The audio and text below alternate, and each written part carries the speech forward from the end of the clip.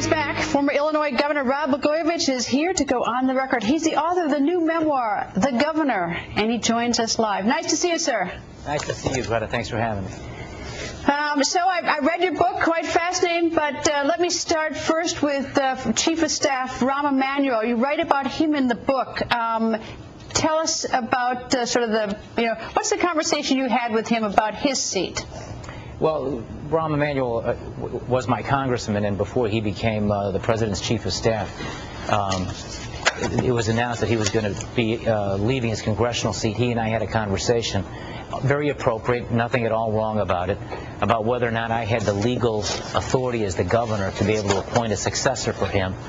Both he and I consulted with our attorneys and our lawyers, and it was concluded that I didn't have that legal power like I did to pick a United States senator, and we moved on. Rahm Emanuel plays a big role in my book in that he was the person I wanted to engage to help us work out a routine political deal that would create 500,000 jobs by the investments in public works, expand health care to 50,000 to 300,000 families, middle class and working families who otherwise couldn't afford it, and a written guarantee not to raise taxes on people. That was the political deal that was involved in picking a United States senator, not the lies that have been spread about me that I was trying to sell a United States Senate seat for financial gain. When the government said that at a press conference, they were stopping a crimes report happened. That was a mutilation of the truth. It's just the opposite. And so I understand that what you've written about Rahm Emanuel in the book, it's not that he hasn't done anything improper, but rather that sort of an inside interesting that he had sort of his eyes on Speaker of the House at some point. That's sort of the interesting part of it. Would you not agree? Do you agree with that? Well, in fairness to him, I was the one who thought and still think that he could be Speaker of the House someday if he ever becomes a congressman again. And I was surprised that he was going to give up his congressional seat to become the president's chief of staff. But I think the central story here is that I've been lied about and falsely accused of something I didn't do at a super sensational press conference. The truth was mutilated, and as a result, a governor elected twice by the people was removed and hijacked from office. The truth is just the opposite of what was alleged and what I'm facing, and that is that I was engaged in putting together a routine political deal that could do the most good for the most people in the state of Illinois. Someone is lying here, and it's not me.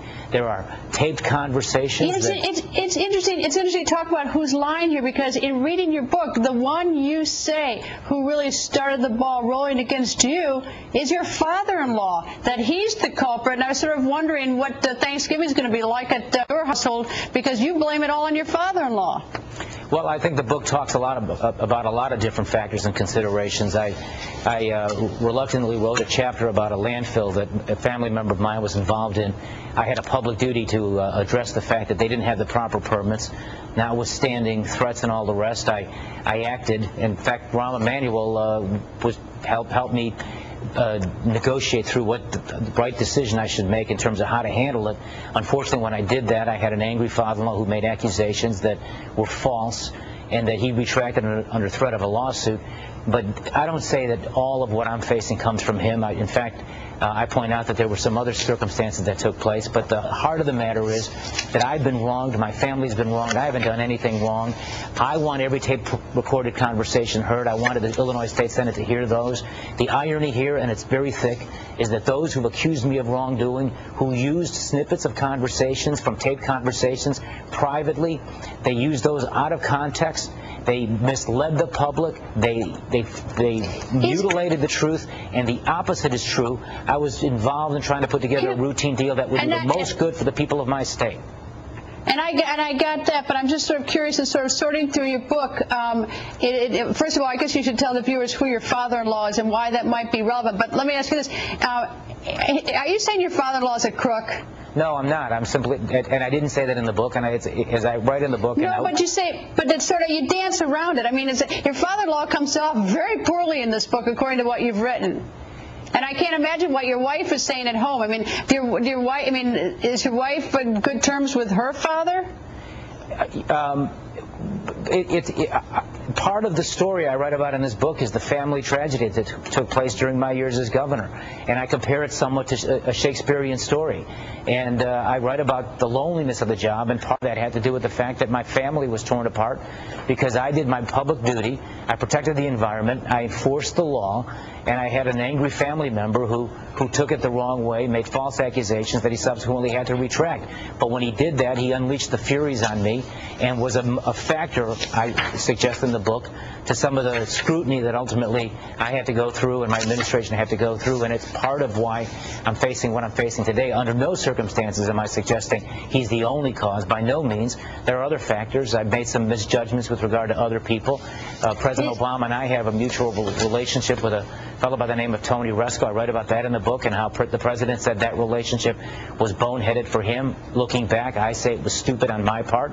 That was a mistake. I didn't know he was involved in the things that we've learned he was involved in, and I know the president didn't either. But, you know, sometimes you put your trust in people, and sometimes it's betrayed. But still, the bottom line is, if the people get a chance to hear the taped conversations, and the irony again is that the accusers are the ones who went to court to prohibit us from talking about them, the full story will come out, the full truth will be heard, and you will see I was never involved in trying to sell a U.S. Senate seat for financial gain. In fact, the opposite's true. I was going to hold my nose and put my political nemesis' daughter in the Senate if I could get jobs, health care, and no taxes on people. Have you gotten copies of all the tapes the prosecution tends to introduce to you? Have you gotten copies of it in the course of discovery? Yes, my lawyers and I have all the tapes. All right. Is there any reason why you can't just play them if they set you free? If, you know, as you say, if they're going to show everything, why not just play them now? Why not give them to us now? Well, that's the leading question I've been waiting for you to ask me, Greta. The prosecutor, those who made the accusations, who took snippets of those conversations out of context and misled the public and misled you in the media, mutilated the truth. They're the ones who went in to court and got a protective order that prohibits me and you to talk about those tapes and prohibits you and the public from hearing the tapes. I've clamored and argued that those tapes should be heard, every one of them, the good, the bad, and the ugly. I confess that I used profanity in those private conversations. I'm not worried about the profanity. Okay. Governor, I'm just saying, so you're saying that there is a protective order right now that prevents you from handing us those tapes, yes or no? That's correct, that the government brought out. Here's an idea. Here's an idea.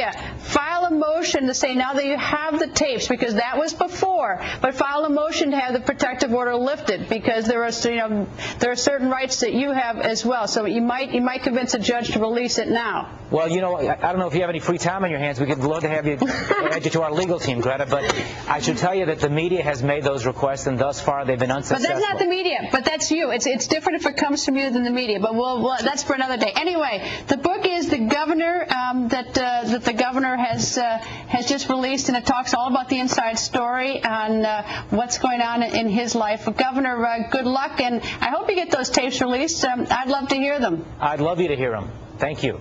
Thank you, Governor. Okay. Here's a look what's coming up after the show on the O'Reilly Factor. Hey, Greta, did Glenn Beck bring down an Obama White House official? Mr. Beck will be here, and the Factor prevents a child rapist from getting out of jail. Coming up. Don't miss Bill, 11 p.m. Eastern Time. And up next, what were you doing last September 7th? If you watched the news, you heard a big clue, a clue that has changed your life. Now, what was that clue? We're going to tell you coming up.